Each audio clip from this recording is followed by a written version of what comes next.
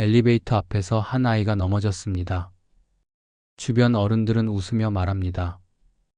괜찮아, 괜찮아 이렇게 넘어지면서 배우는 거지. 아이도 울음을 뚝 그치고 벌떡 일어나 뛰어갑니다. 그런데 며칠 뒤 같은 장소에서 한 노인이 발을 헛디뎌 넘어졌습니다. 모두의 표정이 굳어집니다. 누군가는 급히 달려가 부축하고 누군가는 안타까운 눈빛으로 말합니다. 이제 나이가 있으셔서 조심하셔야죠. 같은 실수 하지만 전혀 다른 반응. 왜 우리는 아이의 실수에는 관대하면서 노인의 실수에는 무거운 의미를 담을까요? 왜 아이의 실수는 경험이 되고 노인의 실수는 불안이 될까요? 괴테는 말했습니다. 아이의 실수는 좋은 경험이 되지만 노인의 실수는 애처로운 만년으로 이어진다.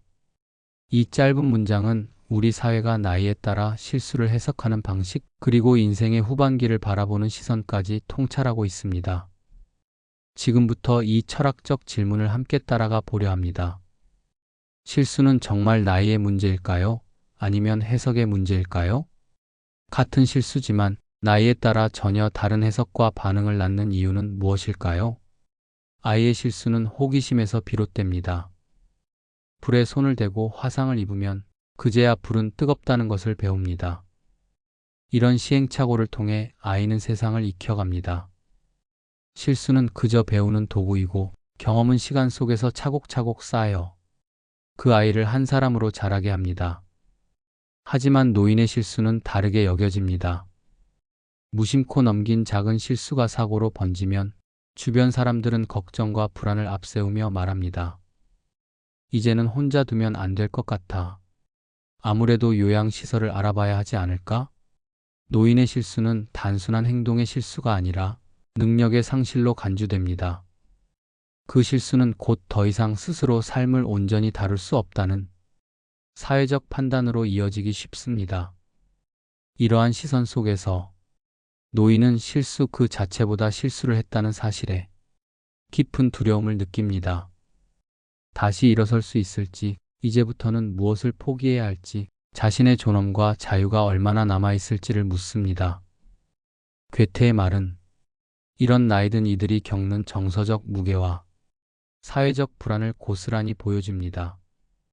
아이의 실수는 용인되고 장려되지만 노인의 실수는 곧 그 사람의 한계로 해석되기 때문입니다. 결국 이 말은 단지 나이를 나누는 구분이 아닙니다.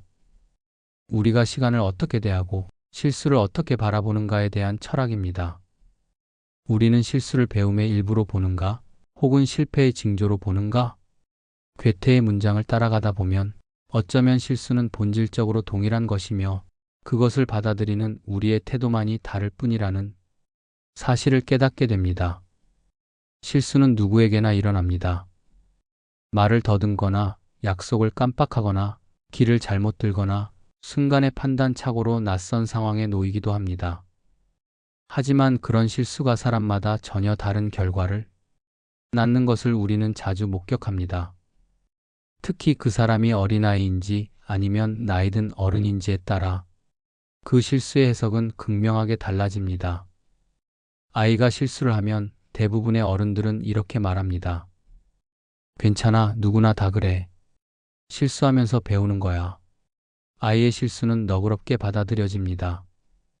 오히려 그 실수를 통해 무언가를 익히고 자라나는 것이 당연한 과정으로 여겨지죠. 그러니 아이는 실패를 두려워하지 않고 도전과 시도 속에서 성장할 수 있습니다. 하지만 노인이 실수를 하면 분위기가 달라집니다. 이제는 조심하셔야 해요. 큰일 날 뻔했네. 정신이 없으신가 봐. 그 실수는 곧 능력의 쇠퇴로 해석되고 이제 그럴 나이가 되었구나 하는 시선으로 이어지기 쉽습니다. 왜 이렇게 같은 실수인데도 사람들의 반응은 정반대일까요? 그 이유는 사회가 사람에게 기대하는 시간에 따른 역할 때문입니다. 아이에게는 성장 가능성이 기대됩니다. 지금 부족하더라도 언젠가는 괜찮아질 거라는 낙관이 전제되어 있죠.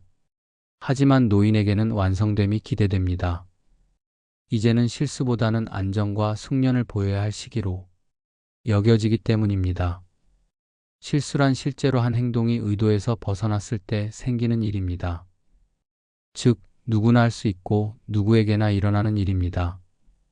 그 자체로는 도덕적 잘못도 무능의 증거도 아닙니다. 그런데도 우리는 실수를 단지 무언가 부족한 상태로 해석합니다.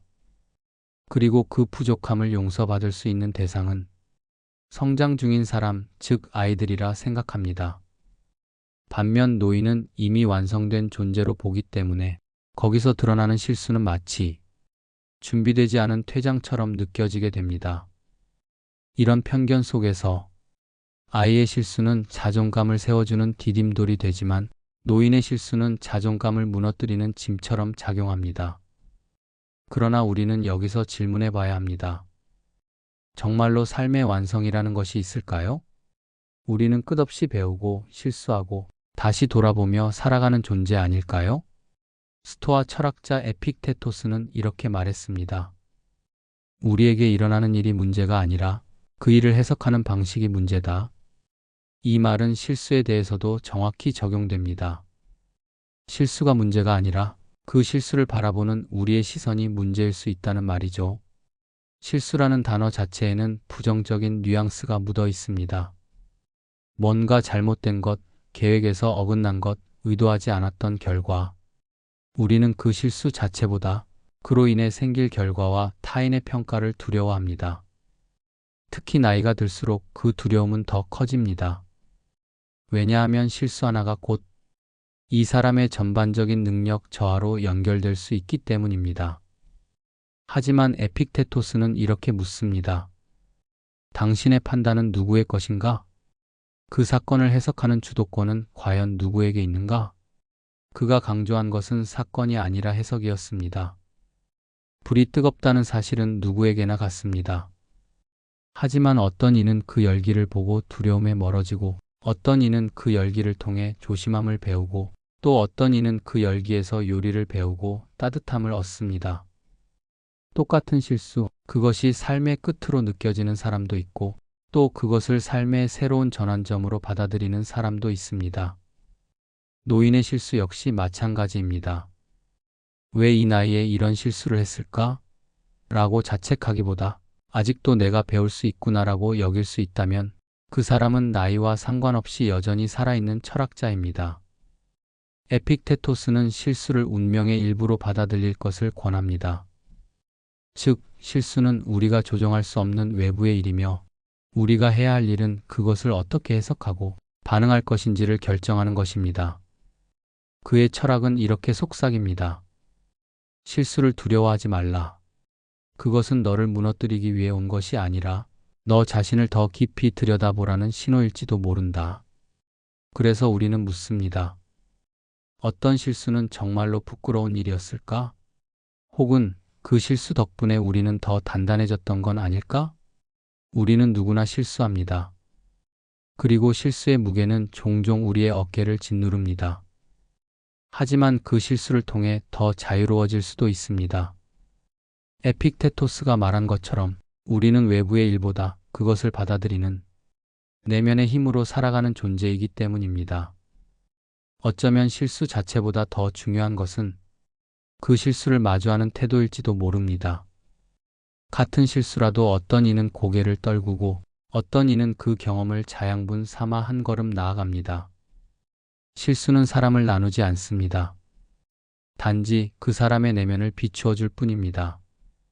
우리는 종종 나이 든 사람의 실수를 쇠퇴로 해석합니다. 하지만 실수는 쇠퇴의 증거가 아니라 여전히 배우고 있다는 증표일 수 있습니다. 배움이 끝나지 않은 사람만이 실수합니다. 실수 앞에서 겸손해질 줄 아는 사람이 삶의 지혜를 진짜 아는 사람입니다. 그러니 실수를 두려워하지 마세요. 그 실수는 누군가에게 위로가 되고 누군가에겐 용기를 줄 수도 있습니다. 나도 그랬어요. 그 말 하나가 누군가의 마음을 살립니다. 실수는 우리가 아직 살아있다는 조용한 증거입니다. 배우고 있다는 증거이고 방향을 수정할 수 있다는 희망입니다. 나이와 상관없이 실수를 대하는 태도야말로 우리 삶의 품격을 결정짓는 마지막 질문입니다.